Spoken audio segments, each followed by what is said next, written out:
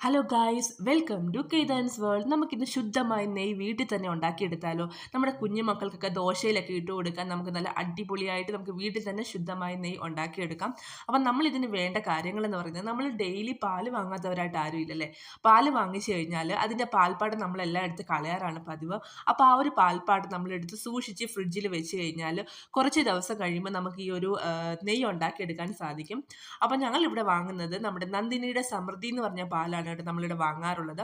നേരത്തെ നമ്മുടെ വീടിൻ്റെ അടുത്ത് തന്നെ ഒരു ഫാം ഉണ്ടായിരുന്നു. അപ്പോൾ അവിടെ നല്ല ശുദ്ധമായ പാല് വാങ്ങിച്ചായിരുന്നു ഇതിന് കൊടുത്തോണ്ടിരുന്നത്. ഇപ്പോൾ ആ ഒരു ഫാം ഇല്ല. കുറച്ച് നാൾ കഴിഞ്ഞപ്പോഴത്തേക്ക് അങ്കിൾ ആ ഒരു ഫാം അങ്ങ് നിർത്തി. അതിനുശേഷം ഭയങ്കര കൺഫ്യൂഷനായിരുന്നു ഏത് പാല് കേതിന് കൊടുക്കുക എന്നുള്ളത്. അപ്പോഴാണ് നമ്മുടെ അടുത്ത വീട്ടിലെ ലീലാൻറ്റി ഞങ്ങളോട് പറഞ്ഞത്, കുഞ്ഞുങ്ങൾക്ക് നല്ലത് കൊടുക്കാൻ നന്ദിനിയുടെ സമൃദ്ധിയാണ്, അത് അവരുടെ ഷോപ്പിൽ എല്ലാവരും വന്ന് കുഞ്ഞു മക്കൾക്കൊക്കെ വാങ്ങിച്ചുകൊണ്ട് പോകാറുണ്ട്. അപ്പോൾ അങ്കിൾ തന്നെയാണ് കൊണ്ട് നമുക്ക് തരാറുള്ളത് ഈ ഒരു പാല്.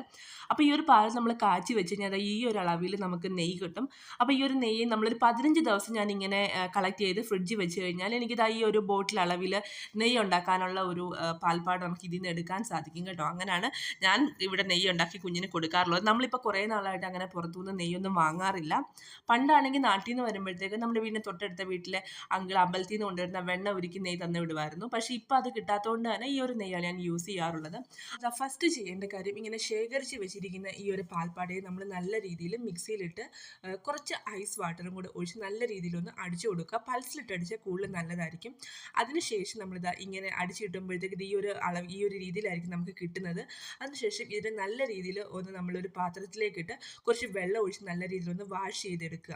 അപ്പം ഇതിനകത്ത് നമുക്ക് പാലിൻ്റെ ഒരു അംശം കാണും. അപ്പോൾ ആ ഒരു പാലിൻ്റെ അംശം കളയാൻ വേണ്ടിയാണ് നമ്മൾ നല്ല രീതിയിൽ കുറച്ച് വെള്ളം ഒഴിച്ച് ഒരു 1-2 പ്രാവശ്യം കഴുകുകയാണെങ്കിൽ നല്ലതായിരിക്കും.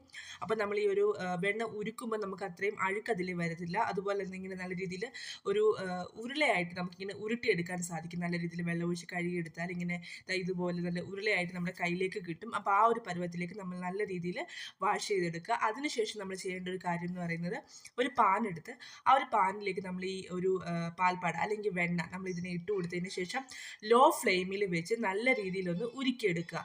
അപ്പോൾ ഉരുക്കിയെടുക്കുമ്പോൾ നിങ്ങൾക്ക് കാണാൻ സാധിക്കും ഇതിനകത്ത് ഇങ്ങനെ പത പോലെ വരാറുണ്ട്. ഈ ഒരു പത എന്ന് പറയുന്നത് അഴുക്കാണ്. ഈ ഒരു പത നമ്മൾ നല്ല രീതിയിൽ വറ്റുന്ന വരെ നമ്മൾ ഇളക്കി കൊടുത്തുകൊണ്ടേയിരിക്കണം. ഇപ്പോൾ ഇതാ പതുക്കെ പതയെല്ലാം വറ്റി തുടങ്ങി. ഇപ്പം നിങ്ങൾക്ക് ഒരു ചേഞ്ച് മനസ്സിലായി കാണും. നമ്മുടെ സൈഡിലൊക്കെ ഈ ഒരു പത വറ്റിയതിന് ശേഷം സൈഡിൽ നിന്നൊക്കെ നെയ്യ് ഇങ്ങനെ പൊങ്ങി വരാൻ തുടങ്ങി. അത് മാത്രമല്ല മേളിൽ നമ്മുടെ തൈര് എടുക്കുമ്പോൾ ഉള്ള ആ ഒരു കൺസിസ്റ്റൻസിയാണ് ഉള്ളത്. ഈ ഒരു തൈര് എടുക്കുമ്പോൾ ഇങ്ങനെ നമ്മൾ തൈര് പിരിഞ്ഞ് കിടക്കുന്ന പോലെ ഇങ്ങനെ കിടക്കും മേളിൽ. അതും അഴുക്ക് തന്നെയാണ്. അതും നമ്മൾ നല്ല രീതിയിൽ അരിച്ചെടുക്കേണ്ടതാണ്. അപ്പോൾ ഇപ്പോൾ ഈ ഒരു വീഡിയോയിൽ കാണാം സൈഡ് ഫുള്ള് നെയ്യെല്ലാം ഉരുകി വരാൻ തുടങ്ങി. അതിനുശേഷം നമ്മളിങ്ങനെ ഉരുകി വരാൻ തുടങ്ങി കഴിയുമ്പോൾ നല്ല രീതിയിൽ ഇളക്കി കൊടുക്കുക. അതിനുശേഷം ഈ ഒരു തൈര് പോലത്തെ ഈ ഒരു പോർഷൻ നല്ല രീതിയിൽ അടിയിലേക്ക് അടിഞ്ഞതിന് ശേഷം നെയ്യ് നല്ല രീതിയിൽ പൊങ്ങിക്കിടക്കാൻ തുടങ്ങും. അപ്പോൾ ആ ഒരു അളവ് വരെ വേണം നമ്മൾ ഇളക്കി കൊടുക്കാൻ. അപ്പോൾ നമ്മുടെ നെയ്യ് ഇവിടെ റെഡി ആയിട്ടുണ്ട്. ഇത് കുറച്ച് നേരം ഒന്ന് തണുത്തതിന് ശേഷം നല്ല രീതിയിലൊന്ന് അരിച്ചെടുത്തതിന് ശേഷം വെള്ളമയൊന്നും ഇല്ലാത്ത ഒരു കുപ്പി പാത്രത്തിലേക്ക് ഒഴിച്ച് സൂക്ഷിച്ച് വെക്കുക. അപ്പോൾ ഈ ഒരു ചാനൽ ഇഷ്ടമായെങ്കിൽ സബ്സ്ക്രൈബ് ചെയ്യുക, ലൈക്ക് ചെയ്യുക. Thank you.